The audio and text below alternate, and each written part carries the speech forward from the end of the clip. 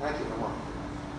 Well, let me remind Messiana and the Albanian government that I went out of my way to take online blessed memory, Jewish American saved by from the Holocaust by May of 1990. Why?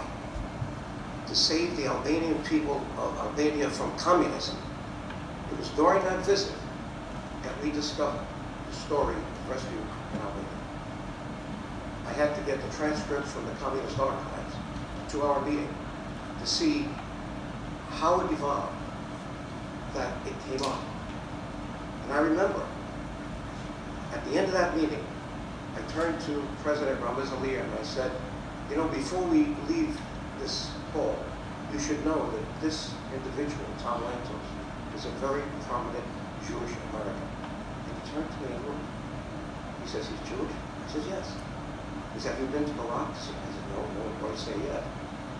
Well, would you believe the next day in our hotel, from the communist archives, from Ramiz Alia, we wouldn't be here today, except that they delivered a file, 4 inches thick, of the Jews that were rescued, trying to be contacted by the Albanians. The Jews that were rescued were trying to contact the Albanians, and the communist government refused to let those letters go through. That file had clippings, photographs, every language was given to me. I went to my friend Eli Streit in Israel. I said, you must run now to Yad Vashem with this. So this did not start in 2007, Ambassador and Secretary General. It started in 1990.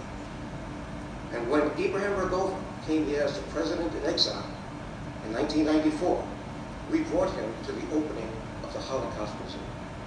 It's not easy to be Jewish, but it's not easy to be Albanian. And the insult was that these people that were rescued, wasn't 69 that was listed then, they were put under Yugoslavia. We had to get 3 other Jewish congressmen, Adler, Gilman, and again Lantos, to make that point. And thank God that Congressman Gilman was on the board of the Holocaust Museum, and then we changed it. So Albanians have a very difficult time getting their case across. Thank God I was elected. I'm an ethnic Albanian on my father's side. When I got to Congress in 1985, no one was speaking about anything to do with Albanians. Not Kosovo and Albania, and little by little, with the help of this great community here, we brought it to surface. Now I have to say one more thing. Don't forget Kosovo. I'm happy it took the whole meeting to hear Kosovo mentioned. You only had, I've been to Albania maybe 25 times, another 25 to Kosovo.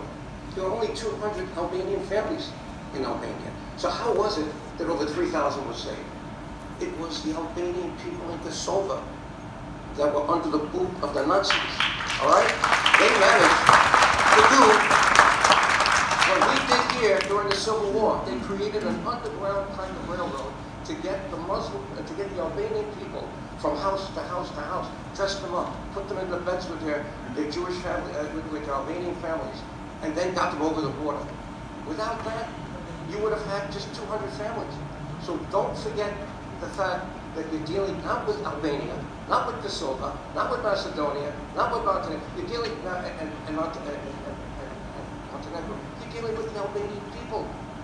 Only half of them are in Albania. The other half along the border of Albania, divided unfairly after World War I, and that's one of the problems we still have today. I wish that Mr. Lord was here to hear this. I'm happy to see Israel here. And it's a shame that Israel has not yet recognized Kosovo, because there are hundreds and hundreds more, and they refuse to recognize it because there are no live witnesses. How can there be a live witness when the communist government shut the door and said we're not even going to take one of those letters and send it to somebody? So our work continues. You will see Kosovo now take its place. My wife and I, Shpetimin, are now this year dedicating everything we're doing to recognize if Israel won't do it, we're going to do it. Hundreds of Albanians in Kosovo, including the Elite-type family, and one of the representatives is here, who saved hundreds of Jews by signing the papers to get them across the border. I'm begging with you because I need to give the floor to one more person. I thought I was going to be called to speak. I was told to come here because I would speak. What happened? I don't know what the arrangement. Could you please discuss that off the platform? platform. I just would like now to give a final word to Chaim Deutsch, Chair of the Jewish Caucus in New York.